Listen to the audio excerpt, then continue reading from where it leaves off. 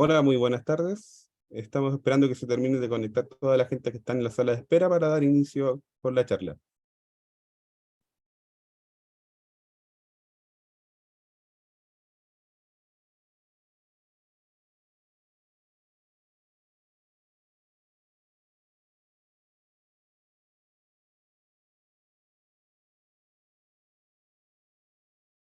Hola, buenas tardes. Estamos esperando que se termine de conectar toda la gente que está en la sala de espera para dar inicio con la charla.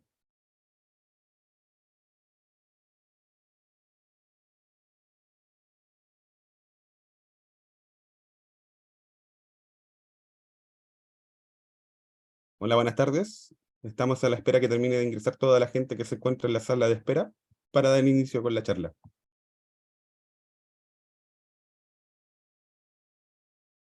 Están entrando varios.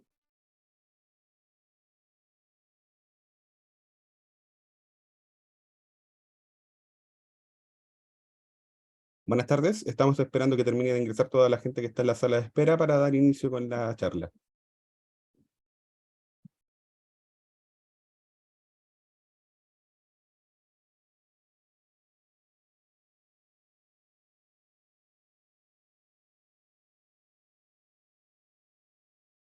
Buenas tardes. Estamos a la espera que termine de ingresar toda la gente que está en la sala de espera para dar inicio con la charla.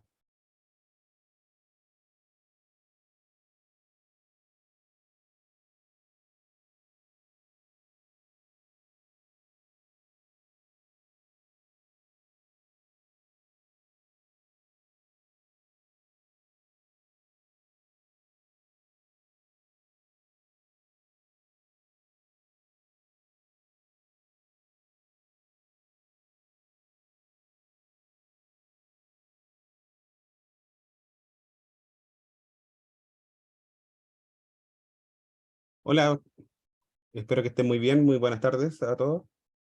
Es un gusto volver a saludarlos.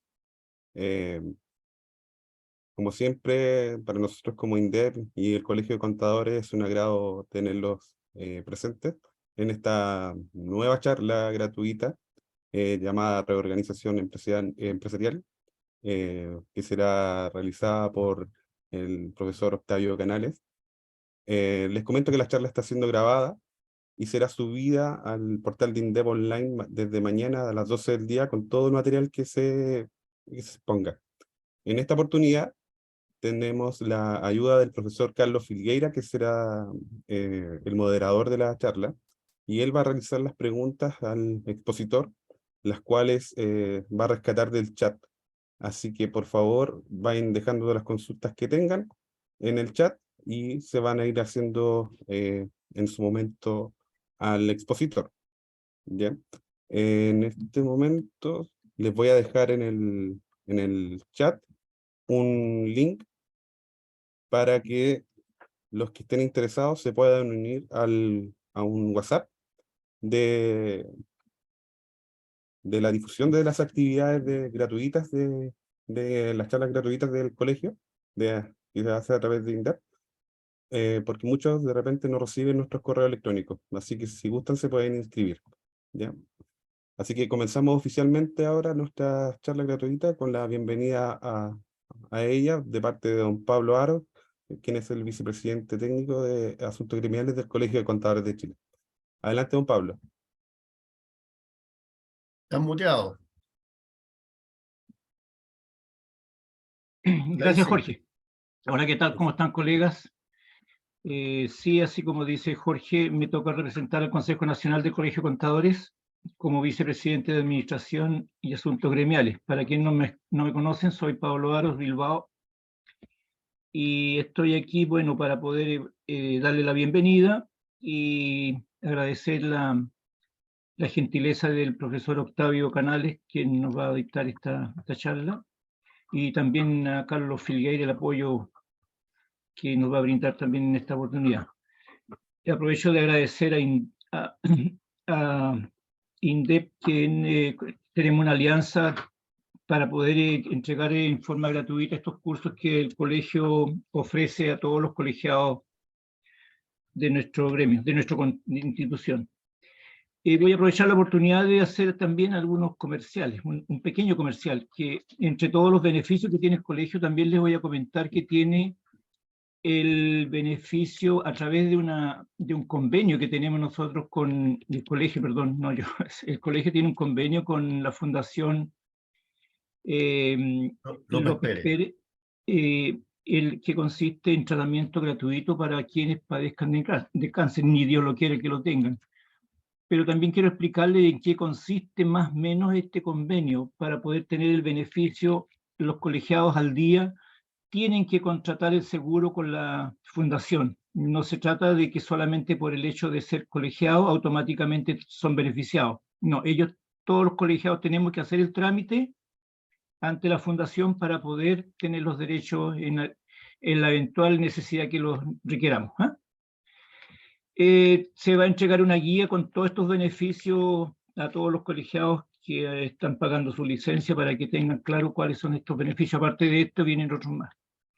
Aprovecho de saludar, discúlpenme la imprudencia de mía y la patudez de saludar a un gran amigo aquí. Veo presente a Luis Torres. Hola, Luiso. ¿Cómo estás?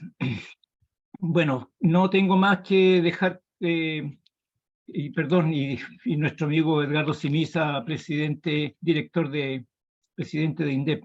Disculpa, Edgardo. Gracias también por tu gentileza contigo.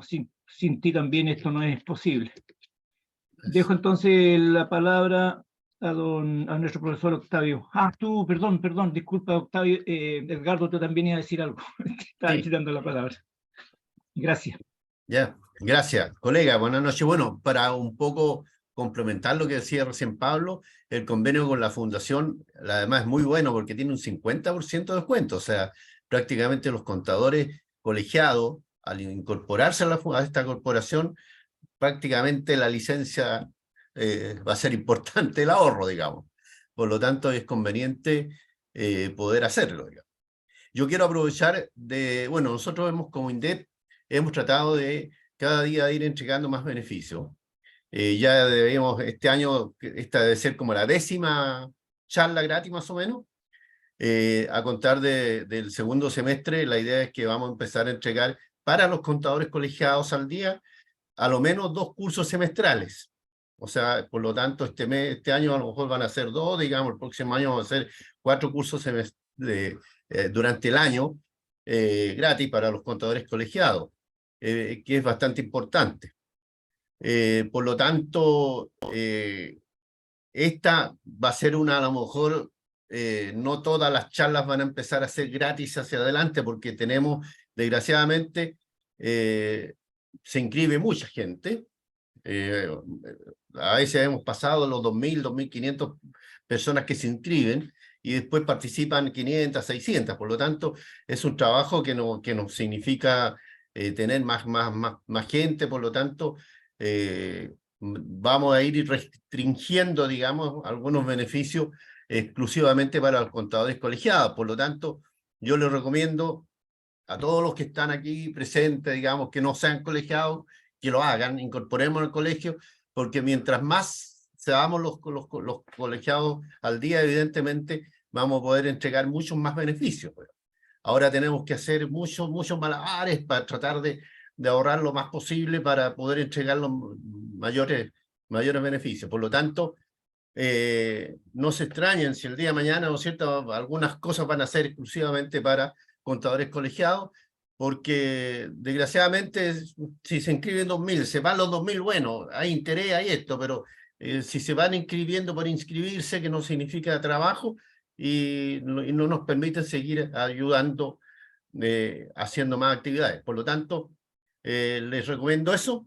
Yo creo que es importante, si uno raya para la suma, empieza a ver todos los descuentos que tienen a través de los beneficios que va a entregar el colegio, INDEP, la verdad que la licencia va a salir bastante gratis. Por lo tanto, los llamamos a incorporarse. Mientras más seamos, más vamos a poder entregar beneficios. Eso sería, gracias y adelante. Adelante, entonces, don Octavio Canales con la presentación. Vamos. Bueno, antes que nada, buenas tardes a todos.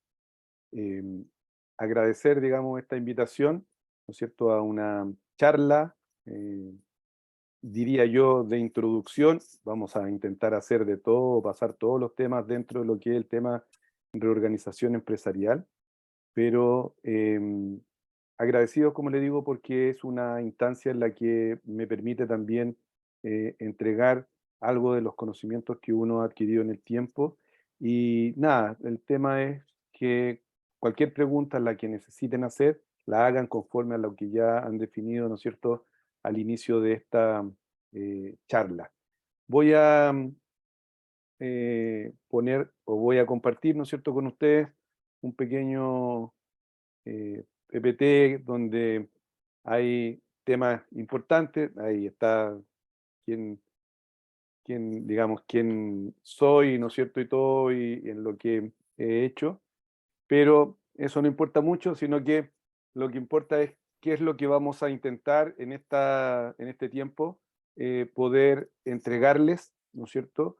Y que tiene que ver con todos estos puntos que parecen hartos, pero claro, no los vamos a ahondar totalmente porque no se puede, pero sí vamos a intentar que queden algunos temas dentro de los procesos reorganizacionales que son lo más importante, digamos, en un proceso de planificación tributaria, como el gran título que dice arriba, y ¿no es cierto?, que es un tema que lamentablemente a las autoridades tributarias chilenas les da escozor escuchar, digamos, de parte de un profesional este concepto, ¿no es cierto?, de planificación tributaria. Entonces, vamos a partir con eso, vamos a partir con lo que implica un proceso reorganizacional, ¿no es cierto?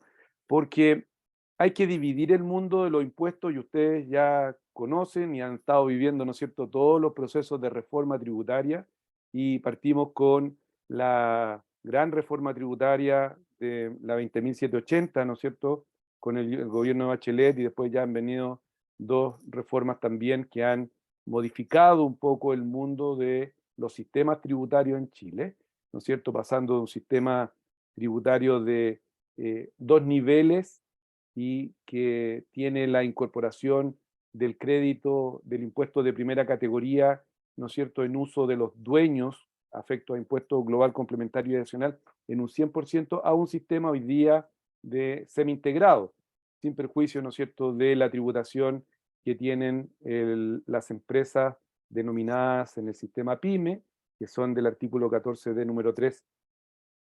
Desde ahí, las reorganizaciones, si uno las mira, y reorganizaciones empresariales, si uno las mira, todas, para que partamos, digamos, de una base, todas, siempre deben estar o siempre deben mirarse, ¿no es cierto?, conforme a las normas del artículo 64 del Código Tributario.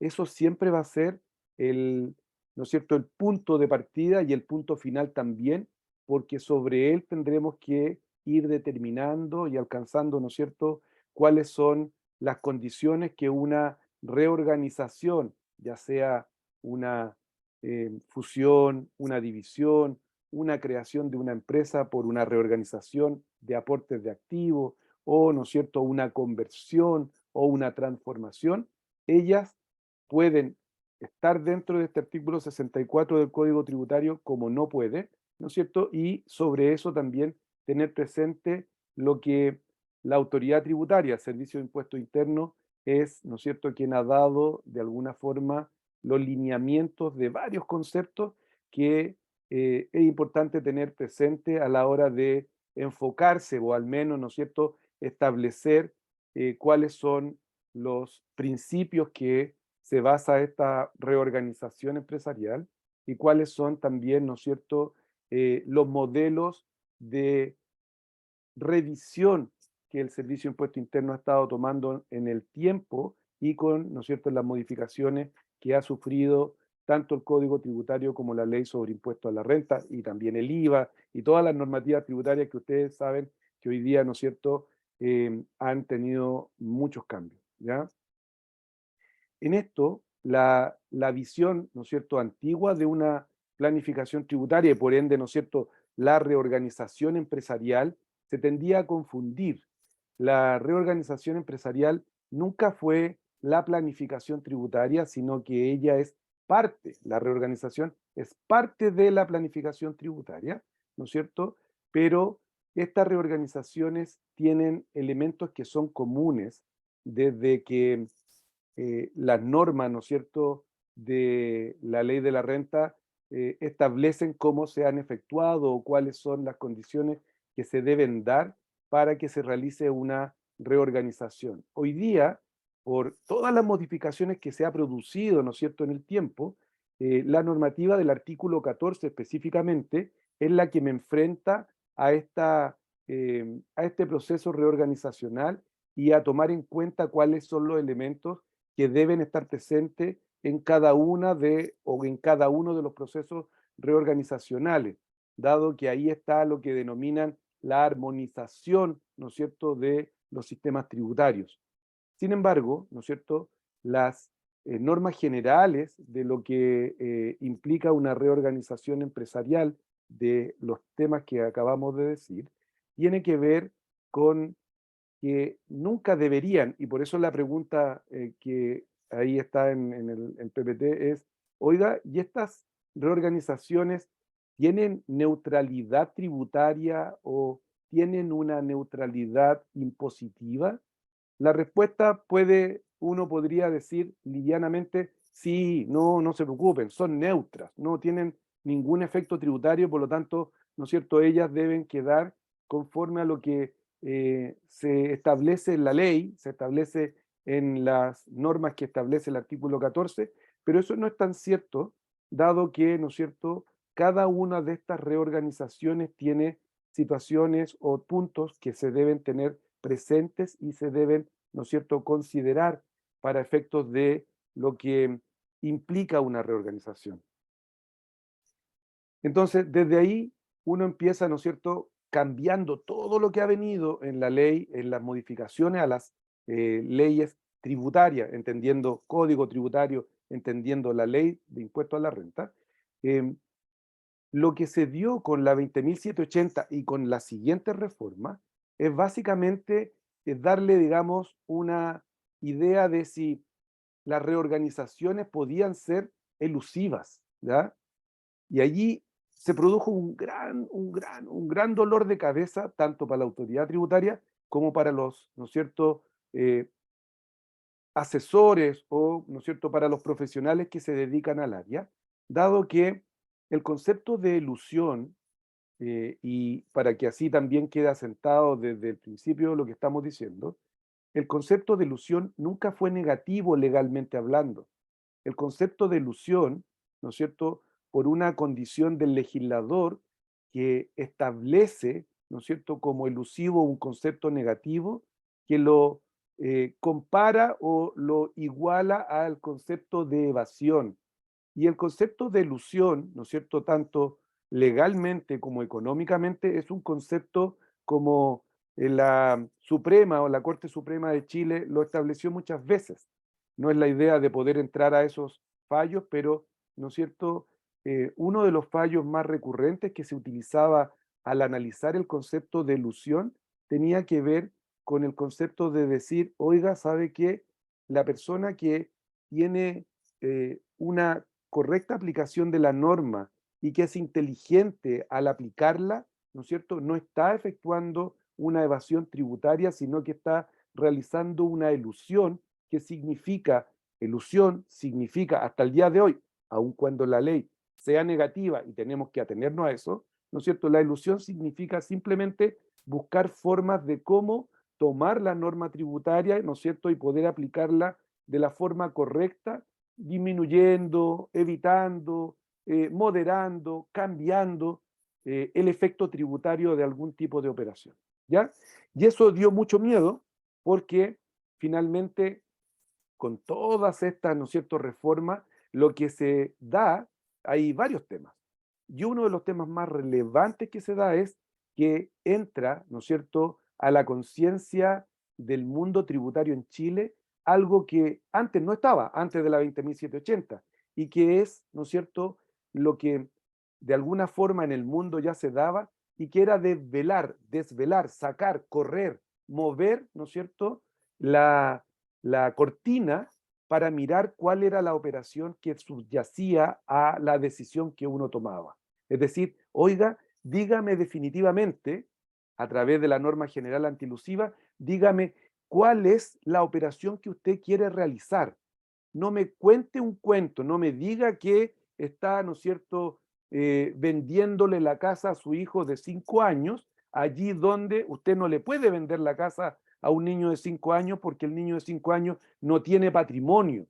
Por lo tanto, yo, a través de esta norma general antielusiva, le voy a decir que usted está mintiendo y por lo tanto, ¿no es cierto?, voy a considerar que esa operación es una donación.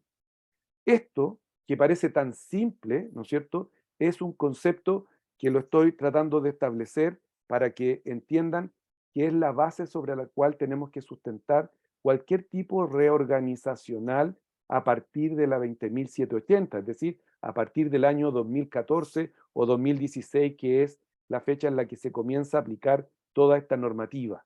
Entonces, desde ahí uno tiene, ¿no es cierto?, y entra al mundo de este concepto de la legítima razón de negocio. Oigan, siempre debió existir la legítima razón de negocio. Lo que pasaba era que en Chile, ¿no es cierto?, se preocupaban todos, ¿no es cierto?, todos los que se dedicaban a los temas tributarios, se preocupaban más de la forma de la operación más que del fondo de la operación. ¿Por qué? Porque las normas tributarias a la fecha se daba esa posibilidad. Se contenían en la propia ley temas que eran elusivos ciertamente, como por ejemplo, para los que, ¿no es cierto?, se puedan acordar de eso, las famosas reinversiones de utilidades de sociedades de personas que retiraban los socios, personas naturales, ¿no es cierto?, y las reinvertían en otra sociedad en la que habían pérdidas tributarias. Todo esto que estamos diciendo antes existía. Hoy día no se puede hacer porque obviamente estas normas desaparecieron. Pero lo que está buscando hoy día el legislador es que cada operación que uno realice en el ámbito reorganizacional empresarial tenga una legítima razón de negocio. Y además, ¿no es cierto?, cumpla con la condición que es una norma, ¿no es cierto?, que le pidió la OCDE a Chile, porque Chile pertenecía, ¿no es cierto?, a esta organización de la cooperación para el desarrollo, que es la entidad que de alguna forma a nivel mundial administra, regula cuáles son los principios que deben, ¿no es cierto?, usar los países que están en esa organización respecto de los sistemas tributarios. Y estos sistemas tributarios, o la OCDE pedía que en este sistema tributario, la norma general antielusiva, estableciera, ¿no es cierto?, que ya debíamos dejar aquella parte de lo que era la forma. Claro que la debemos cumplir, pero tenemos que ir al fondo. Tenemos que ir al fondo de la operación. ¿Qué es lo que buscamos de verdad al realizar, ¿no es cierto?, una reorganización empresarial basada en las normas, obviamente, que la ley o el código tributario en este caso establecía? Entonces, ¿las reorganizaciones son per se elusivas o tienen riesgo? No. Y esto que quede absolutamente claro, no. A menos que, ¿no es cierto?, no se cumplan las normas que la propia ley establece, que vamos a ver en cada uno de los procesos reorganizacionales cuáles son, ¿ya? Entonces, ahí quiero que eso quede así como súper asentado. El tema de las reorganizaciones empresariales no son figuras elusivas, a menos que no cumplan las condiciones que la propia ley establece. La conversión, que es uno de los primeros elementos, ¿no es cierto?, y que es una de las situaciones que muchas personas hablan, han escrito mucho sobre el tema de la conversión, ¿no es cierto? Hay mucho paper sobre el punto y hay muchos temas con los que yo no estoy de acuerdo con aquellas personas, colegas, ¿no es cierto?, que han escrito o que han dicho o que establecen, digamos, qué es lo que se debe interpretar respecto de esto. Primero, la conversión, ¿no es cierto?, es desde un punto de vista tributario, solo se puede dar desde lo que es un empresario individual, es decir, una persona como cualquiera de nosotros, que su propio RUT sea contribuyente de primera categoría y por lo tanto que haya hecho inicio de actividad ante el Servicio de Impuesto Interno y que por lo tanto, ¿no es cierto?, esa condición de empresario individual, ¿ya?, con su propio RUT, yo pueda considerar en el tiempo que quiero dejar de ser empresario individual y me quiero, ¿no es cierto?, convertir en un ente jurídico, en una sociedad de personas, en una SPA, en una sociedad anónima, ¿no es cierto? Y en eso, lo que se da, para que lo entendamos de forma precisa, es que todo el patrimonio que tiene ese empresario individual, ¿y por qué lo digo así? Porque el empresario individual tiene, por decirlo de alguna forma, dos mundos. El del contribuyente de primera categoría y por lo tanto donde están afectados toda la parte del patrimonio que sí dice relación con la actividad económica que realiza. ¿Por qué digo afectado? Porque están dentro de la contabilidad. Si yo tengo una casa que no está en la contabilidad del empresario individual, esa casa no es, ¿no es cierto?, parte del patrimonio que yo cuando me convierta voy a entregar a la sociedad en la que me quiero convertir. Esa casa es mía y es de la otra parte del contribuyente afecto al impuesto global complementario. Dicho eso, ¿no es cierto? Entonces, ¿por qué querría convertirme? Bueno, me quiero convertir porque quiero sacar de encima el riesgo de que me llegue a pasar algo, ¿no es cierto? Y por lo tanto debo resguardar todo el patrimonio en una entidad que se llamará sociedad de personas, una sociedad por acciones, una empresa individual de responsabilidad limitada, una sociedad anónima, ¿no es cierto? Allí donde tendré que converger con otro, porque en una sociedad de personas o, ¿no es cierto?, en una sociedad anónima, deben haber a lo menos dos socios o dos accionistas, ¿ya? Ahora, ¿esta conversión es neutra? No, no es neutra. ¿Por qué no es neutra? Porque hay un tema que es uno de los más álgidos y discutidos, es que cuando se supone, ¿no es cierto?, que yo hago la conversión que se hace por escritura pública, ¿no es cierto?, para poder crear, comillas, constituir una IRL o una SPA, donde sí puedo ser, ¿no es cierto?, solo un dueño. Esta actividad tiene un elemento que es, por ejemplo, que todas las existencias que están en el balance de este empresario individual deben ser transferidas a otro RUT y por lo tanto ahí hay un efecto en relación al IVA, ¿ya?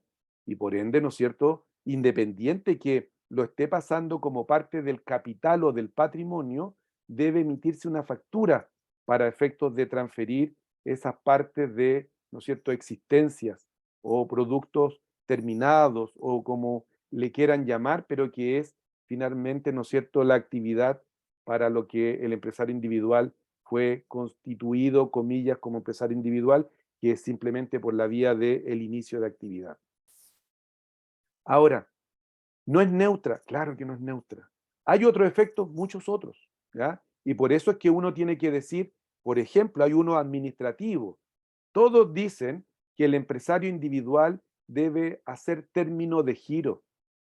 Y lo que dice la ley, ¿no es cierto? Y esto no lo digo solamente porque estoy haciendo una charla, sino que por lo que yo he hecho en la práctica de la vida diaria, ¿no es cierto?, de asesor tributario, es que lo que se termina es la actividad económica. Y claro que sí, yo debo hacer término de giro de la actividad económica. Si era vendedor y voy a poner cualquier ejemplo, pero si era vendedor de zapatos y esa era la actividad económica, ¿no es cierto?, y me convertí en una sociedad por acciones, entonces sí, yo la actividad de empresario, ¿no es cierto?, de venta de zapatos, claro que tengo que hacerle término de giro, pero por favor, yo como empresario individual sigo siendo accionista de una SPA en la que se convirtió la compañía. Por lo tanto, yo no termino, ¿no es cierto?, como empresario individual, sino que la actividad económica que está al interior del empresario individual.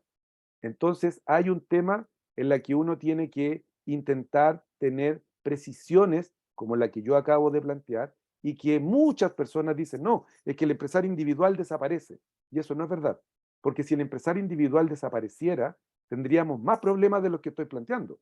Tendríamos el problema de que ¿no es cierto?, los efectos tributarios de la utilidad acumulada deberían, ¿no es cierto?, grabarse de forma inmediata, y eso no es así. Lo que se graba es, ¿no es cierto?, la utilidad del ejercicio respecto de las normas del 38 bis, por ejemplo, ¿ya? Ahora, ¿hay una idea de disminución de la carga tributaria por la vía de la conversión? No, no hay eso, ¿ya? Con lo cual, si ustedes, por ejemplo, me preguntaran, oiga, ¿me conviene convertirme? Yo sería súper sincero. Veamos primero en qué negocio está, qué es lo que tiene, y veamos si hay alguna alternativa que es más factible, ¿no es cierto?, de hacer menos temas, menos engorroso, menos complicado, ¿ya? La conversión es un proceso reorganizacional complicado, ¿no es cierto?, porque tiene elementos que no están bien determinados por parte del fisco. El fisco en alguna oportunidad ha establecido que la conversión no serían tasables por parte de la autoridad tributaria, pero ellas, la conversión, para que ustedes lo sepan, no está establecida, ¿no es cierto?, en el artículo 64 del Código Tributario, y con lo cual, si, ¿no es cierto?, algún inspector del Servicio de Impuesto Interno quiere revisar, aunque por oficio se ha dicho, ¿no es cierto?, que no, siempre que, ¿no es cierto?, esta conversión se haga en base a los valores de los activos tributarios, no habría una tasación, el fisco podría igual, ¿no es cierto?, realizar el proceso de la tasación y por ende, ¿no es cierto?, no estoy cubierto a la posibilidad de que la autoridad tributaria tenga una definición distinta en ese proceso. La transformación, ¿no es cierto?, es que de un ente jurídico, cualquiera, sociedad anónima, SPA, empresa individual de responsabilidad limitada, bueno, con algunas definiciones, pero cualquier tipo de entidad jurídica pueda cambiar su ropaje, es decir, dejar de ser una sociedad de responsabilidad limitada y transformarse en una sociedad anónima. Esa transformación es, de nuevo, ¿tiene algún efecto tributario? En el contenido del patrimonio, en la transformación de la sociedad, ninguno, ¿ya? Antiguamente, antes de la 20.780, eso era relevante.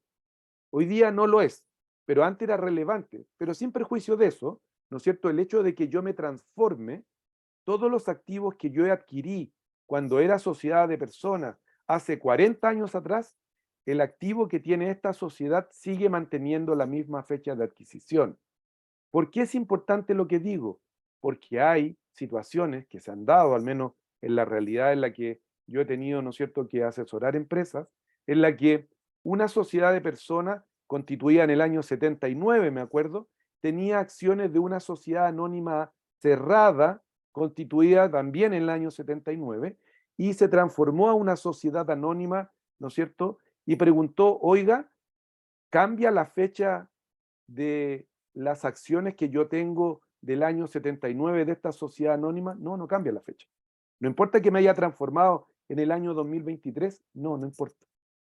Por lo tanto, el contenido del patrimonio de una sociedad en la transformación, no hay, ¿no es cierto?, ningún efecto tributario que se debiera ver o que se debiera analizar profundamente. Y la transformación sí está dentro, ¿no es cierto?, de las reorganizaciones del artículo 64 del Código Tributario, en la que el servicio está inhibido de tasar. Ahora, ¿por qué? Bueno, muy fácil, porque, ¿no es cierto?, no estoy haciendo nada más que cambiándome la ropa, estoy cambiándome el apellido, estoy dejando de ser una sociedad de responsabilidad limitada, ¿no es cierto?, y voy a ser una sociedad anónima, pero no he cambiado nada al interior de la sociedad, ¿ya? Por mucho que, ¿no es cierto?, y aquí mirando, digamos, a los especialistas más en los temas contables, por mucho que yo haga después de que me transforme, ¿no es cierto?, todo un tema de ajuste de IFRS en la compañía, en la sociedad anónima abierta, no tiene nada que ver, no hay temas tributarios al interior de la sociedad. En el exterior, a nivel de socios, en una transformación, sí hay, pero hay desde un punto de vista de lo que antes yo era dueño de derechos sociales, con la transformación voy a ser dueño de acciones, ¿no es cierto? Antes, en una sociedad de personas, yo no podía llegar y vender derechos sociales. En cambio, si me transformo en una sociedad anónima, yo voy a poder tener la libertad de enajenar las acciones a quien yo quiera y al precio que yo quiera. Y un tema importante, el valor de los derechos sociales que yo tenía antes de la transformación es el mismo valor en el que voy a tener, ¿no es cierto?, al que voy a tener las acciones cuando me transforme. Por lo tanto, tampoco hay elementos, ¿no es cierto?, que se deban mirar, pero ahí hay una razón de por qué me quiero convertir, perdón, por qué me quiero transformar. Me quiero transformar de una sociedad de personas en una sociedad anónima, y ahí tengo varias razones de negocio, es decir, solamente por ejemplo, porque quiero, ¿no es cierto?, tener la libertad de vender las acciones, porque quiero, ¿no es cierto?, buscar la forma de cómo atraer nuevos capitales y que sea fácil por la vía de acordar por la mayoría, ¿no es cierto?, conforme a las normas de la ley de sociedad anónima, nuevo capital y por ende, ¿no es cierto?, yo transferir parte de este patrimonio, obviamente trayendo nuevo capital o que me adquieran las acciones o, ¿no es cierto?, buscando un vehículo que es más dócil desde un punto de vista tributario. Estos cuadritos dicen lo que yo les acabo de plantear, por lo tanto no vamos a volver a eso, pero, ¿no es cierto?, aquí hay lo que es la conversión. Algunos hablan de una transformación, ¿no es cierto?, que no es una transformación simple, sino que es compleja. Y, ¿no es cierto?, por otra parte existe lo que es la transformación que acabo de plantear, que es natural, es decir, es simplemente pasar todo el patrimonio de una sociedad limitada a una anónima, o de una sociedad anónima a una limitada, o, ¿no es cierto?, si quiero tratar de transformarme en una SPA, lo puedo hacer también, no hay problema. Solo que al interior, insisto, del patrimonio de esa sociedad que se transforma a cualquier tipo, no hay posibilidad de considerar que hay cambios al interior de ese patrimonio, ¿ya? Ahora, ¿por qué les digo que hay un tema que es relevante y que uno podría enfrentar? Aquí ya estamos dando, digamos, algún tipo de soluciones. Enfrentar con el tema de la conversión. Esta, que está establecida en el artículo 64 del Código Tributario y que el legislador le llama procesos reorganizacionales de aportes de activos, ¿ya? Es decir, en vez de hacer una conversión, yo podría, por la vía de el aporte, ¿no es cierto?, y que es una legítima razón de negocio, es decir, quiero tener, ¿no es cierto?, resguardado todo lo que es el patrimonio a nivel del empresario individual. Y lo quiero llevar ahora a una empresa, ¿no es cierto? Y por lo tanto, ahí está la legítima razón de negocio. ¿Cuáles son las condiciones para que se dé esto y que el fisco no tenga, digamos, posibilidad tampoco de tasar? Una de ellas es que dice que subsista la empresa aportante. Oiga, y dentro de la empresa aportante están las individuales, es decir, el empresario individual como contribuyente de primera categoría puede tomar todos los activos, ya sean activos fijos, existencias, derechos, lo que tenga, cuentas por cobrar, cuentas por pagar, ¿no es cierto?, y aportarlas como capital a una nueva sociedad.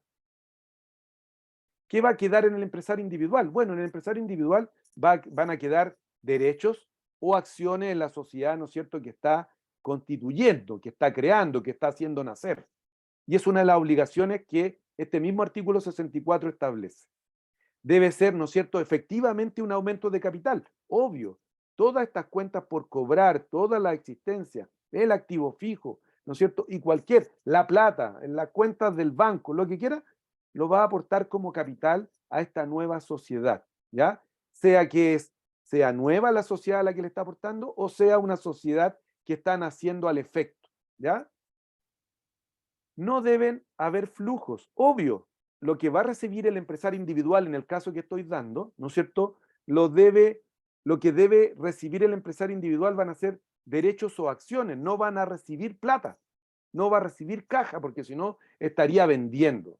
Y no es lo que está haciendo desde un punto de vista tributario en una reorganización de esta naturaleza, sino que aportando capital. ¿A qué valor debe hacer esos aportes para que se cumplan todos los elementos de esta reorganización y el servicio de impuestos internos no lo tase? Deben ser a valor tributario. ¿Qué significa todo esto que acabo de decir?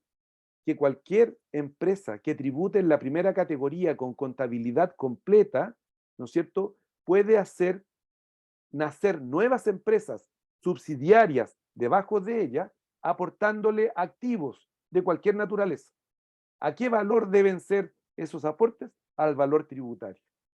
Y es por eso que cuando viene alguien y dice, oiga, pero yo soy una persona común y corriente como nosotros, y me están diciendo que el terreno que tengo ahí en la esquina lo aporte a una sociedad, ¿no es cierto?, que va a ser una empresa constructora donde van a construir edificios, y yo lo voy a aportar, ¿no es cierto?, al valor en que lo adquirí, y me van a dar una cantidad de departamentos después del edificio.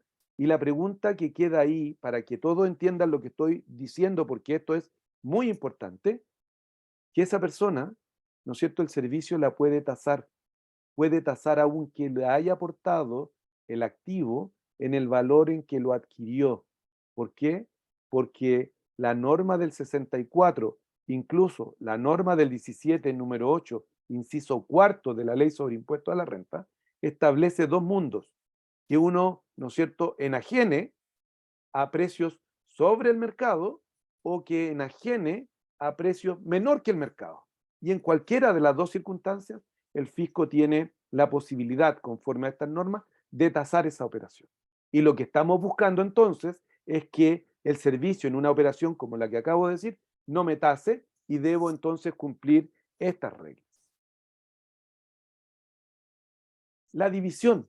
Oiga, todos hablamos de división. La división es un concepto, ¿no es cierto?, que está determinado en la Ley de Sociedades Anónimas, en el artículo 93, y lo que uno hace en una división es separar, cortar una compañía, ¿no es cierto?, y hacer crecer de una empresa ya creada una o varias más. ¿Eso es neutro? De nuevo, sí, es neutro desde un punto de vista tributario, porque lo que estoy haciendo, para que también quede claro eso, estoy asignando a las sociedades que nacen en esta división parte de lo que es el patrimonio de lo que denominaríamos, ¿no es cierto?, la matriz, la holdco, uno dice cuando hace algún informe, que es la sociedad, digamos, antigua, de donde van a nacer todas estas sociedades, ¿no es cierto?, nuevas. Pero miren lo que estoy diciendo. Sí, por ejemplo, si yo divido una sociedad anónima, para que me entiendan, hoy día, ya año 2023, y la sociedad anónima es del año 2000, para no poner años tan lejos, ¿no es cierto?, el valor de las acciones, obviamente arriba a nivel de dueños, se va a dividir el costo tributario en las proporciones en las que se divida el patrimonio de la sociedad matriz respecto de todas las que van naciendo. Primera cosa.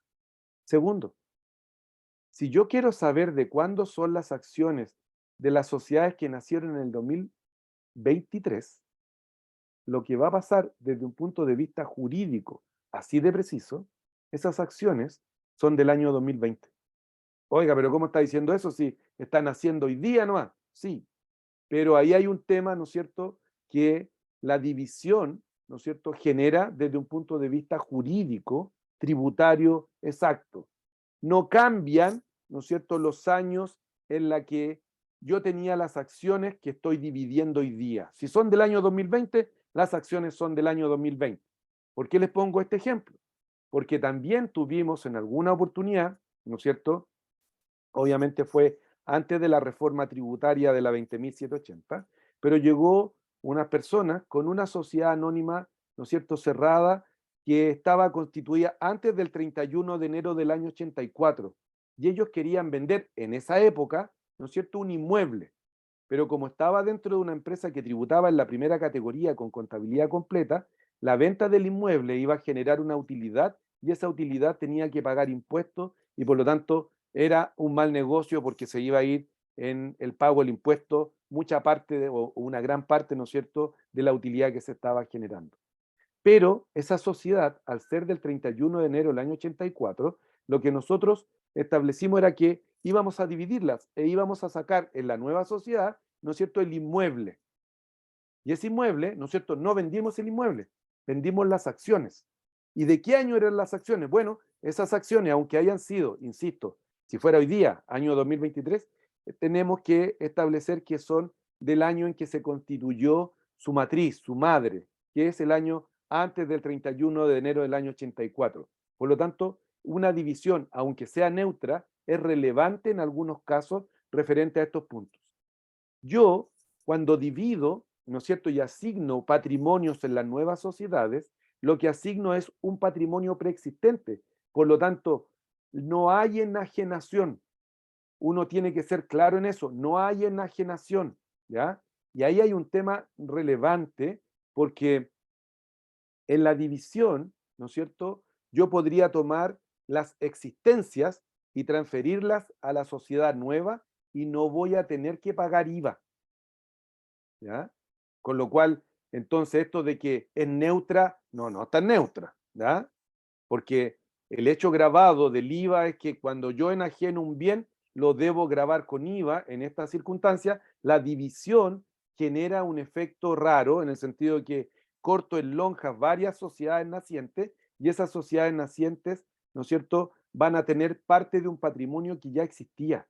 Y como es simplemente la asignación de un patrimonio preexistente, no hay enajenación. Y al no haber enajenación, ¿no es cierto?, no hay efectos, comillas, tributarios que cumplir. Entonces, sí se debe cumplir hoy día que el patrimonio original, al dividirse y hacer nacer varias sociedades, la suma de todos los patrimonios tributarios de la antigua sociedad después de dividida, más la suma de los patrimonios tributarios de las sociedades nacientes de la división, debe ser igual a como era, ¿no es cierto?, el patrimonio antes de su división. Eso debe darse, ¿no es cierto?, con exactitud.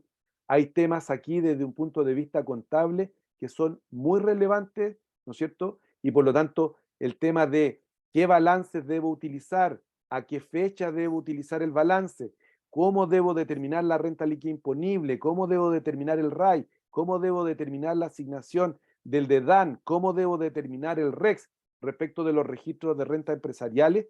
Esto todo tiene que ver con cuánto patrimonio tributario asigné a las sociedades nacientes. Si yo digo que dividí mi sociedad y asigné 50% del patrimonio a la sociedad naciente, bueno, quiere decir que yo tengo que asignar el 50% del RAI a esa sociedad, debo asignar el 50% del REX y debo de asignar, ¿no es cierto?, todo, parte o nada del DEDAN. Y eso no tiene que ver, es el único concepto dentro del registro de renta empresariales que no se asigna en proporción a lo que es el patrimonio tributario, sino que se asigna conforme a la definición de lo que son los activos que yo transfiero. Si yo transfiero, yo asigno activos fijos un 50%, tendré que asignar un 50% del DEDAN. Si yo asigno el 100% de los activos fijos a la nueva sociedad, debo asignar todo el DEDAN a la nueva sociedad. Esto también es relevante, ¿por qué? Porque cuando hay una división, ¿no es cierto?, hay elementos como, por ejemplo, los famosos temas de los derechos personalísimos, que es un concepto arbitrario que el Servicio de Impuesto Interno inventó ya hace mucho tiempo y que hoy día nos tiene, ¿no es cierto?, a todos los que se dedican al tema tributario teniendo presente estos efectos. Es decir, por ejemplo, si la sociedad tiene pérdidas tributarias, cuando yo divido y hago nacer una nueva sociedad, esa nueva sociedad no puede nacer con pérdidas tributarias. Si yo tengo un remanente de IVA crédito fiscal en la sociedad original, yo no puedo cortar parte de ese remanente de IVA crédito fiscal y asignárselo a la nueva sociedad. O si pudiendo, ¿no es cierto?, eso se pierde. ¿Por qué? Porque el Servicio de Impuesto Interno tiene el criterio de que hay un derecho personalísimo y eso corresponde solo y exclusivamente a la empresa que creó o que generó, ¿no es cierto?, el beneficio tributario, como es el remanente de crédito fiscal. Entonces,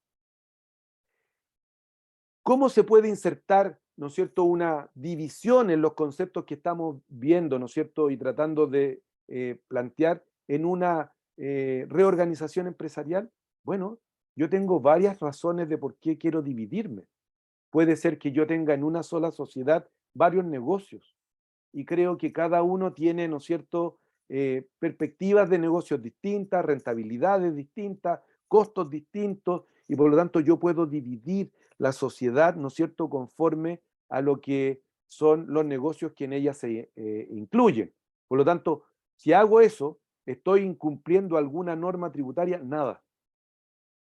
Oye, ¿saben qué? Yo tengo varios negocios o varias actividades dentro de un mismo negocio y quiero, ¿no es cierto? Alguien vino a comprarme uno solo, que es toda la parte, por decir algo, agrícola que está en la sociedad que se dedica a otras cosas. Es decir, todos los árboles frutales de cerezo lo quieren comprar, pero yo no le puedo vender solo los árboles, ¿no es cierto? O el terreno. Yo podría tomar, dividir, ¿no es cierto? Y asignar todo el terreno donde están, ¿no es cierto?, los activos que son los cerezos, puedo determinar un nuevo rol, o si es un solo rol, fantástico, y por lo tanto puedo determinar cuánto patrimonio se está llevando esa compañía y puedo vender, ¿no es cierto?, al tercero, venderle las acciones o los derechos sociales de esa parte, o puedo, ¿no es cierto?, dividir porque quieren entrar solo en el negocio de la cereza y por lo tanto al dividir le doy la posibilidad de que el aumento de capital o el ingreso o la venta de parte de las acciones o los derechos sociales de la nueva sociedad se los pueda vender a un tercero. Entonces, la división sí tiene elementos reorganizacionales, sí tiene elementos que sirven para poder alcanzar ciertos objetivos, ¿no es cierto? Pero que hay que tener presente que el Servicio de Impuesto Interno tiene criterios que son divergentes respecto de lo que nosotros, ¿no es cierto?, hoy día creemos. No sé si en algún momento vamos a plantear, ¿no es cierto?, en los tribunales una situación de discutir. Ya hay algunos, ¿no es cierto?, discusión en los tribunales respecto de estos famosos derechos personalísimos. Don Octavio, Dígame, nos hacen dos consultas. Primero, por nos favor. consulta Alicia si se tienen que dividir todas las cuentas patrimoniales, como el capital, revalorización de capital propio, si es que lo tenga, resultado acumulado, otras reservas, si es que lo tenga, utilidad de ejercicio. Es la primera Perfecto. pregunta. Mire, respecto de eso, la situación es que cuando uno hace una división, ¿no es cierto?, lo primero que debe tomar es determinar cuáles son los activos y pasivos que van a pasar a la nueva sociedad. Por lo tanto, eso me va a dar un porcentaje. Y estamos hablando, por favor, que quede súper claro. Yo primero mi división la hago en base al balance, ¿ya? Después veo el efecto tributario de cuál es el patrimonio tributario que asigné conforme a esos activos y pasivos.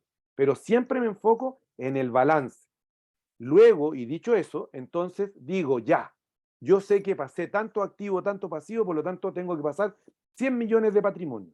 Y ahí hay una definición en la que, ¿no es cierto?, la lógica establece que yo debería cortar como si estuviera cortando un pastel o una torta con diferentes capas, todas iguales. Es decir, si digo que estoy asignando financieramente un 30% del patrimonio, ¿no es cierto?, la cuenta capital debe asignarse en un 30% y todas las demás cuentas del patrimonio. Digo, oiga, pero alguien podría decir, ¿saben qué? Pero yo puedo asignar menos capital y por lo tanto otra cuenta. Si ustedes desde un punto de vista legal en la escritura pública determinan que están entregando exactamente los 100 millones de los que estamos hablando como patrimonio, no debería haber ningún tema, ¿no es cierto?, desde un punto de vista tributario. ¿Y qué podría haber desde un punto de vista tributario a lo más? Es que a nivel de los dueños, el costo tributario de las acciones o los derechos sociales quede descuadrado proporcionalmente.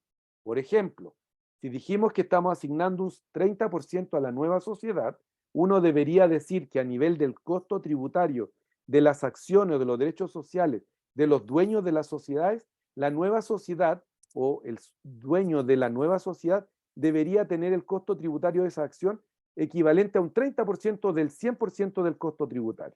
Pero uno podría decir, ¿saben qué? Pasé del capital solo, en vez de un 30%, pasé un 10%. Bueno, la lógica de esa transacción establecería que, aunque pasé patrimonialmente el 30%, ¿no es cierto?, del patrimonio financiero y eventualmente del tributario, desde un punto de vista tributario, el costo tributario de las acciones o de los derechos sociales del socio respecto de esa nueva sociedad es equivalente al 10% del costo tributario. Entonces uno se pone a pensar y dice, parece que estoy haciendo un mal negocio, no es una buena idea, debería hacerlo al revés, debería pasar más bien un 50% del capital respecto del 30% del patrimonio. Pero se puede hacer, como les digo, en forma, ¿no es cierto?, ordenadita, porcentual, todas las líneas, o la única cuenta que debería tener una posibilidad de diferenciación sería la cuenta capital. Después tengo otra pregunta, no sé si tiene que ver con la fusión, dice, A ver. en una creación de una nueva empresa para traspasar todos los inmuebles, entiendo puede aportarlo bajo la figura de reorganización a valor tributario, pero respecto a la ley del IVA, de igual forma queda afecto a la parte edificada. Ya. Ahí hay un tema, ¿no es cierto?, que está siendo discutido y siendo, ¿no es cierto?, determinado, que es importante. Miren, yo les voy a dar mi opinión técnica en ese sentido.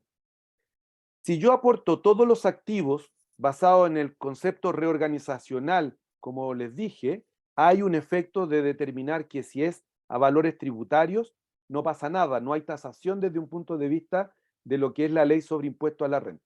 Entonces, la pregunta que hace, ¿no es cierto?, su compañero es, oiga, pero ¿y hay IVA en el aporte? Entonces, la pregunta es, el aporte, ¿no es cierto?, es una enajenación,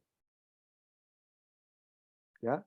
Entonces, si uno va a la norma del IVA, ¿no es cierto?, y busca, miren lo que voy a decir, y busca el tema de el artículo 8º, letra M, respecto de los activos fijos, lo que dice la ley, dice que los activos que se vendan, ¿ya? Por lo tanto, cuando estamos hablando de venta, estamos hablando de un concepto que es restringido respecto de lo que se entiende como enajenación. La venta es una enajenación, el aporte es una enajenación, pero la venta, conforme a lo que ahí se indica, es que yo debo venderlo y recibir un precio por él. Oiga, aquí estoy vendiendo y recibiendo acciones. Sí, pero no estoy vendiendo. No estoy en el concepto de gravar con IVA esa operación. Entonces, en ese sentido, ¿no es cierto?, hay oficios que el servicio ha dicho lo que estoy diciendo y hay otros en los que deja dicho que debería, ¿no es cierto?, de alguna forma ver qué es lo que va a pasar en una fiscalización, que es como el Servicio de Impuesto Interno deja abierta la posibilidad de determinar, ¿no es cierto?, y cambiar eventualmente un criterio en una fiscalización. Pero eso es lo que yo les puedo decir. No debería haber IVA en ese tipo de aportes, dado que no hay una venta, sino que simplemente, claro, hay una enajenación, pero no es de aquellas contempladas en el artículo 8º, letra M, de la Ley sobre Impuesto al Valor Agregado. Don Octavio, y al vender Sí. las acciones de la nueva sociedad, nos pregunta aquí Manuel, ¿debe pasar algún tiempo razonable o se puede hacer en cualquier momento? ¿Respecto de qué? ¿Respecto de una división, lo que estábamos viendo recién? Sí, yo creo que sí. Si es en una división, lo que yo les decía, si uno toma, ¿no es cierto?, y divide la sociedad, claro, tienen que esperar que esté, ¿no es cierto?, constituida desde un punto de vista legal, tenemos que esperar, ¿no es cierto?, que esté publicada, y que esté inscrita, y que esté registrada en el registro de comercio, y una vez que eso pase, obviamente yo lo puedo vender. Si me están preguntando acaso tengo que esperar un año o no, si, ¿no es cierto?, yo les podría decir, no, no tengo que esperar nada, ¿ya? No hay un tema de tiempo para la venta de las acciones, más que hoy día inclusive, teniendo en cuenta de que la venta, por ejemplo, de una nueva sociedad, que es una sociedad anónima, ya ni le son aplicables las normas del 17, número 8, letra A de la Ley sobre Impuesto a la Renta, y si es una sociedad anónima abierta, ¿no es cierto?, que es más difícil su división, pero si uno estuviera vendiendo ese tipo de acciones, lo que va a pasar es que la ganancia de capital va a estar afecta a un impuesto de impuesto único del 10%, con lo cual no hay que esperar ningún tiempo, ¿ya? De hecho, como les dije, la fecha en la que uno tiene que establecer de qué fecha son las acciones al momento de que nazca una nueva sociedad por la vía de la división es la fecha de la fecha en que se creó la sociedad matriz. ¿Ya? Año 2020 en el ejemplo que les di delante. En la fusión, ¿no es cierto?, de empresas, no sé si hay otra pregunta, Carlito. Hay otra pregunta, está un poco complicada. Voy a tratar de leerla. Dice, si no se quiere reorganizar, el contribuyente tiene giro como persona natural y crea una SPA. ¿Se puede cerrar el giro como persona natural y venderle los activos a la SPA como si fuera un contribuyente independiente? Sí, ¿ya? Pero el tema es que, ¿no es cierto?, si lo vendo como empresario individual a otra sociedad donde él va a ser el socio, probablemente como persona natural, yo le puedo vender. Existe, ¿no es cierto?, un principio legal en que yo tengo la autonomía de la voluntad de establecer enajenaciones o ventas a quien yo quiera, y puede ser a mi misma sociedad, no hay problema. ¿Cuál es el tema? ¿No es cierto? Que como son relacionados, ¿ya?, se van a aplicar las normas del Código Tributario en el tema de la relación y por lo tanto lo que puede haber ahí efectivamente la posibilidad o le estamos dando la posibilidad al Servicio de Impuestos Internos de tasar. Por ende, si quieren considerar que exista, ¿no es cierto?, un contribuyente de primera categoría y en vez de enajenar pudiéramos reorganizar aportando o ahí, si no quieren, ¿no es cierto?, hacer una reorganización como la que le planteé, tendríamos que analizar el tema de la conversión para que se considere, ¿no es cierto?, un contribuyente de primera categoría como sociedad y ahí hacerle término de giro al empresario individual, no a la actividad del empresario individual, que son dos cosas distintas, como se los dije en la exposición anterior. ¿Ya? Fusión, ¿no es cierto? Y aquí hay fusiones propia e impropia, ¿ya? El tema de la fusión propia o impropia para todos, ¿no es cierto? Desde un punto de vista tributario, cuando la fusión se le denomina propia, ¿no es cierto? Porque son las únicas fusiones que existen, ¿ya? En el sentido de que se pueden dar la fusión por incorporación y la fusión por creación. Y la fusión por incorporación es cuando una entidad, ¿no es cierto?, desaparece para incorporarse en el patrimonio de otra entidad. Luego, ¿no es cierto?, la entidad que nace o que crea o que se queda viva después de esta fusión tiene todos los efectos tributarios, ¿no es cierto?, que implica traer un nuevo patrimonio, ¿ya? Esto también, desde un punto de vista financiero contable, es relevante tener claridad de cuáles son los balances, a qué fecha vamos a hacer esta fusión, ¿no es cierto? Porque aquí estamos considerando, ¿no es cierto?, las fusiones propias. Aquí están dos dibujitos. La fusión, ¿no es cierto?, que le acabo de decir yo, que es la de incorporación, significa, por ejemplo, aquí que la sociedad 1 y la sociedad 2, los dueños, los socios, los accionistas, acordaron que los patrimonios se iban a integrar. ¿Y dónde se iban a integrar los patrimonios? En este ejemplo, en la sociedad 1, es decir, la sociedad 2 va a desaparecer y, ¿no es cierto?, queda viva la sociedad 1. Por lo tanto, los socios accionistas de la sociedad 2 se incorporan a esta fusión, a esta incorporación de una nueva sociedad denominada 1, donde estarán, ¿no es cierto?, los socios y los o accionistas de la sociedad 1 y 2. ¿Efectos tributarios de eso? Bueno, hay un término de giro de la sociedad 2. Debiera ser un término de giro simplificado, dado que la sociedad 1 debería quedar con una cláusula, ¿no es cierto?, de responsabilidad en la escritura pública de fusión y por lo tanto no debería haber ningún efecto tributario distinto, dado que la propia norma del 64 del Código Tributario establece que este tipo de fusiones no existe la posibilidad del servicio que la tase siempre que esta operación se haga, ¿no es cierto?, de nuevo a valores tributarios. Efectos tributarios además, que todo lo que sea el registro empresarial de la sociedad 2 que está desapareciendo se incorpora como si fuera lineal, ¿no es cierto?, en la sociedad 1. El RAI va con el RAI, el DEDAN va con el DEDAN y el, ¿no es cierto?, REX va con el REX. Efectos tributarios. La sociedad 2, si tenía, ¿no es cierto?, pérdidas tributarias, desaparecen, ¿ya? Como dijo algún prócer por ahí del Servicio de Impuesto Interno, la pérdida tributaria queda en el limbo tributario. No puede desaparecer, pero para efectos tributarios, como es un derecho personalísimo, según el criterio del servicio, desaparece.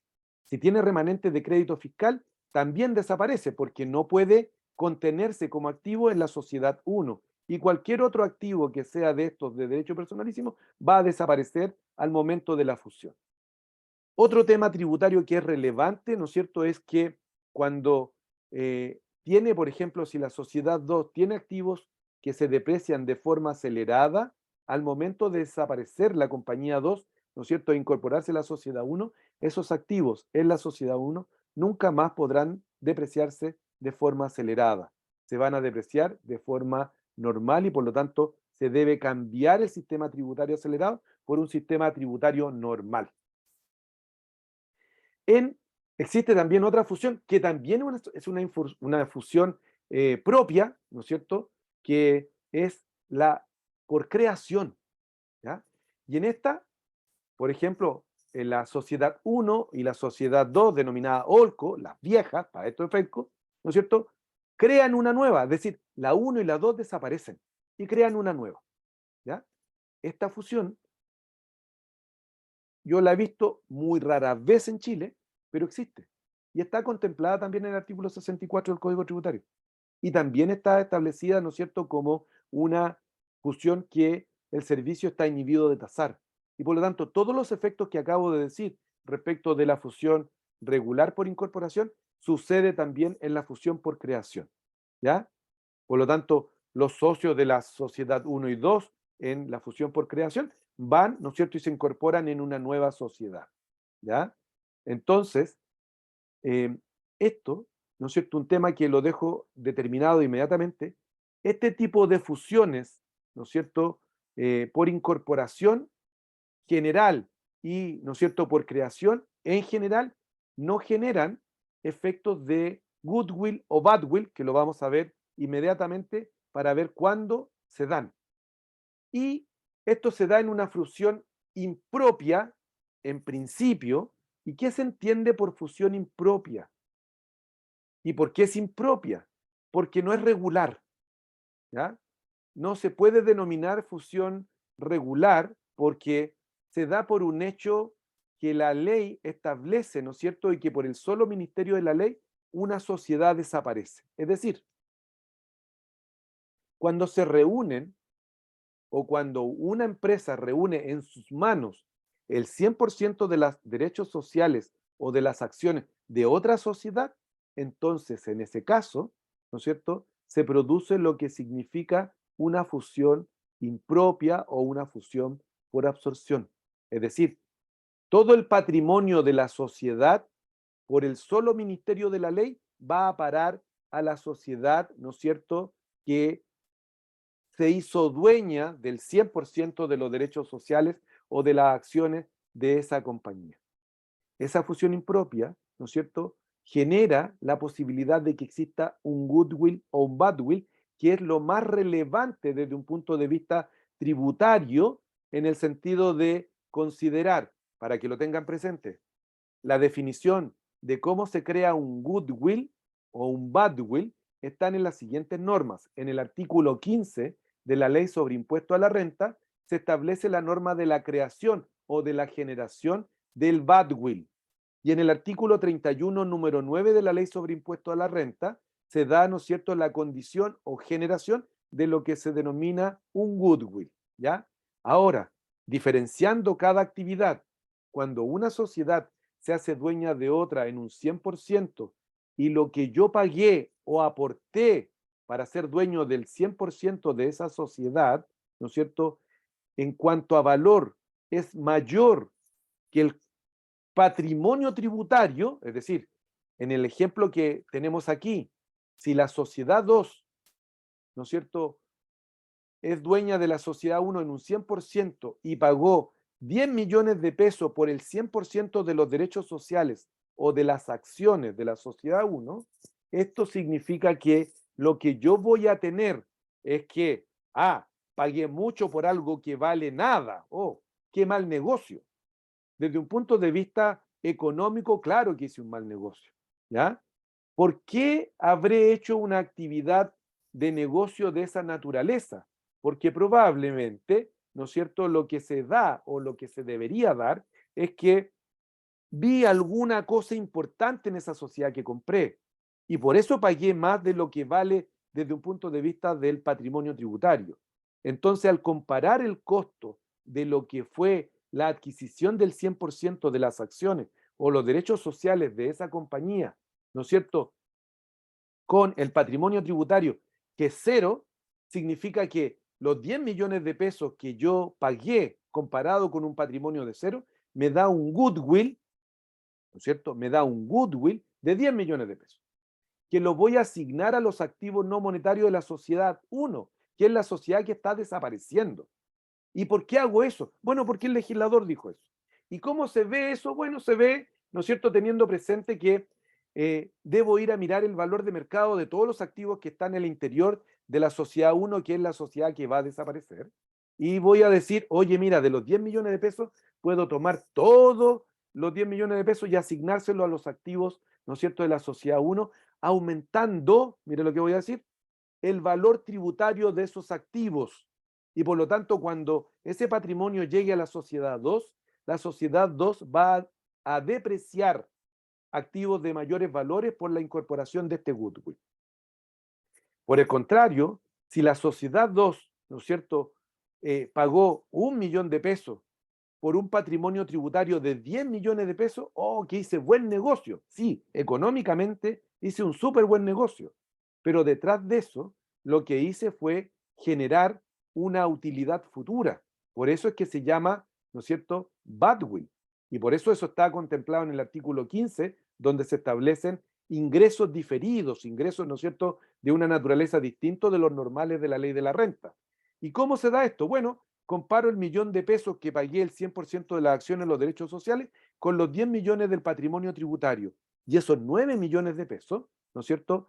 El legislador dice lo mismo, y ahí yo creo que hay un error desde un punto de vista, ¿no es cierto?, de la redacción de la norma tributaria, pero el legislador dice, oiga, respecto a esos activos no monetarios de la sociedad 1, vaya al mercado y compare lo que usted tiene con el mercado y rebaje, ¿no es cierto?, al valor de los activos que usted tiene en la contabilidad o tributaria, al valor de mercado. Es raro eso. Tributariamente es casi imposible que se dé, a menos que se haya dado, ¿no es cierto?, el tema de este goodwill inicial, pero si no, es muy difícil. Por lo tanto, si eso no se puede hacer, el badwill, para que lo tengan presente, se debe asignar anualmente 1/10 de ese badwill a la determinación de la renta líquida imponible. Es decir, de los 9 millones de pesos, 900.000 pesos anualmente van a tener que agregarse a la renta líquida imponible como un badwill, ¿no es cierto?, de este efecto tributario de la fusión denominada impropia. Dicho todo esto, ¿no es cierto?, ahora hay que decir un tema que es especial. ¿Cuándo se genera un goodwill o un badwill? Ya dijimos, en una fusión impropia, cuando yo me hago dueño del 100% de las acciones o de los derechos sociales. Pero eso, ¿no es cierto?, no es tan cierto, dado que puede haber, ¿no es cierto?, una sociedad que yo tenga participación en una sociedad. Es decir, por ejemplo, en la fusión propia número 2 que estamos mirando aquí abajo, Olco puede tener una participación en esta sub-Olco, cualquiera que sea, un 30%, un 80%, un 40%, y yo puedo, ¿no es cierto?, acordar fusionarme, es decir, que la sub-Olco se fusione en la Olco, es decir, quedando como sociedad nacida, viva, la Olco. Quiere decir que también se puede producir goodwill o badwill en ese tipo de operación, que es una fusión propia por incorporación, pero donde hay una matriz respecto de una filial en la que se tiene participación, sí, también se puede generar un goodwill o un badwill. Dicho eso, ¿en relación a qué porcentaje? Bueno, en relación al porcentaje de participación. Es decir, si la Olco tiene un 60% de participación en la sub-Olco, quiere decir que el goodwill o el badwill se va a relacionar con el 60%. Voy a decir y voy a comparar el valor de la inversión del 60% con el 60% del patrimonio. Y esa comparación me dará un goodwill y un badwill, y haré lo que acabábamos de decir, ¿no es cierto?, en la lámina anterior, en el sentido de asignar parte de ese badwill o goodwill a los activos no monetarios de la sociedad que desaparece, que es la SUB-OLCO. Hay Bueno, Octavio, muchos, dígame. en el concepto del goodwill que se genera, usted comentó que se genera un goodwill de los activos fijos y Sí, comentó que se tenía que dar el valor corriente en plazo. sí, En el sentido que tengo, en la contabilidad se tiene dos activos, un activo financiero se puede decir y un activo tributario. Mi activo financiero pueden ser 100, mi activo tributario puede estar así casi 10 millones de pesos, y el valor corriente en pasa podría ser 200 millones, claro, que vendría siendo el claro, valor de venta. O sea, claro, podría ser que mi activo esté casi totalmente depreciado, pero el valor corriente en plaza ya le aumentaría su valor. claro. Y hay En una el cosa goodwill. muy, sí, y lo aumentaría conforme a este goodwill que, ¿no es cierto?, si es mayoritariamente el activo más importante, porque ahí también hay un tema, si es el único activo, ningún problema, tomo todo el goodwill y se lo asigno, y por lo tanto paso de 10 millones de pesos a 200 millones de pesos, si fuera, digamos, en el caso que usted plantea. Ningún problema, y por lo tanto, si después lo vendo, el costo tributario de ese activo para efectos tributarios es de 200, ¿no es cierto?, millones de pesos y no de 10 millones de pesos como estaba antes, ¿no es cierto?, de la asignación de este goodwill. ¿Ya? Ahora, muchos han hablado también y muchos hablan de, oye, podríamos hacer una fusión inversa. Bueno, la fusión inversa, chiquillos, es simplemente, por decirlo de alguna manera, ¿no es cierto?, que la SUB-OLCO, es decir, la filial de la matriz, quede viva y la que desaparezca incorporándose en su filial es la matriz. Por lo tanto, ¿puede haber goodwill o badwill ahí? No, porque ya dijimos que para que exista goodwill o badwill debe haber una participación y por lo tanto, obviamente, ¿no es cierto?, la filial no tiene participación en la matriz. Podría darse, claro, cuando hay, ¿no es cierto?, qué sé yo, inversiones cruzadas y hoy día, ¿no es cierto?, están penadas por la norma tributaria, no se puede dar eso. Por lo tanto, yo tengo que hacer desaparecer rápidamente ese tipo de inversiones. Pero, ¿no es cierto?, la fusión por, digamos, que es propia, pero denominada inversa, no genera efectos en temas de goodwill o badwill, como, ¿no es cierto?, han pretendido algunas personas establecer. Aquí está un cuadrito que ya se lo expliqué, cómo se determina este goodwill o badwill, y, ¿no es cierto?, es básicamente para que tengan presente este material, entiendo que se los van a hacer llegar, así que lo van a tener ahí, y es lo que yo les he planteado, digamos, esto ha tenido cambio en el tiempo, dado que el badwill, ¿no es cierto?, en el primer tiempo, y estamos hablando del año 86, que fue la primera vez que algo se escribió de esto, el goodwill tenía un tema en el sentido de decir que como no estaba en la ley, las definiciones del Servicio de Impuesto Interno establecía que todo el goodwill se podía asignar a los activos sin tomar en cuenta el valor de mercado. Y esto, ¿no es cierto?, hoy día, que ha cambiado tanto y que llegó a esto de que hoy día tengo que asignar el goodwill hasta el valor de mercado, según entiendo, ¿no es cierto?, y ustedes lo deben tener más claro que yo, que en el tema financiero contable, conforme a las normas nuevas de IFRS, lo que puede darse es que esta norma tributaria sea más o menos, ¿no es cierto?, acoplada a esa norma, en el sentido de que hay una parte de el goodwill que al asignárselo, ¿no es cierto?, hasta el tope de lo que está a valor de mercado, implica que puede quedar un diferencial de ese goodwill, y ese goodwill para efectos tributarios ya no es posible asignarlo y se considera y se entiende y que existe lo que se denomina, ¿no es cierto?, un activo intangible, ¿ya? Se considera como un activo intangible que no es posible amortizarlo para efectos tributarios, sino hasta cuando la sociedad que tiene ese activo intangible desaparezca, ¿ya? Entonces, ahí hay un tema que es relevante. Yo puedo tomar un goodwill, sí, lo puedo asignar a los activos no monetarios como el activo fijo y la existencia, sí, pero si me sobra, ¿no es cierto?, parte de ese goodwill, ese diferencial es un activo no monetario que debe para efectos tributarios corregirse monetariamente, ¿ya? Y por lo tanto no es amortizable desde un punto de vista de la norma tributaria. Obviamente, ¿no es cierto?, que todos los procesos que uno tiene son procesos después de que la sociedad nace, crece, viene como todo en el mundo, ¿no es cierto?, viene, ¿no es cierto?, la desinversión, viene la muerte, viene las disminuciones de capital, y desde un punto de vista tributario, las disminuciones de capital son hoy día relevantes, o las liquidaciones de sociedades o términos de giro son absolutamente relevantes e importantes. ¿Por qué? Así como hice, ¿no es cierto?, un comparativo entre lo que es la conversión, los elementos bueno o malo que ella tiene, comparativamente con la reorganización, el tema del goodwill tiene un comparativo desde un punto de vista de definición para tomar, ¿no es cierto?, una decisión de establecer que probablemente el término de giro de una sociedad puede ser una buena cosa. ¿Qué estoy diciendo con eso? Estoy diciendo que hoy día las normas tributarias establecen que cuando una sociedad desaparece porque hay un término de giro, hay normas precisas y claras referente a cuáles son los efectos tributarios.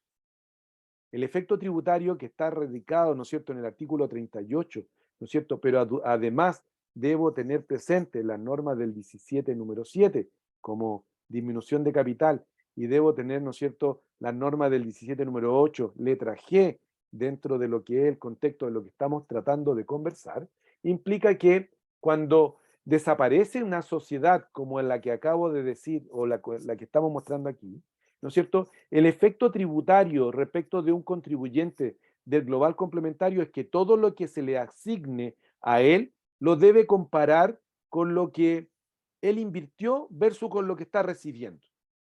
Y ese diferencial, ¿no es cierto?, va a ser considerado una renta gravable con global complementario.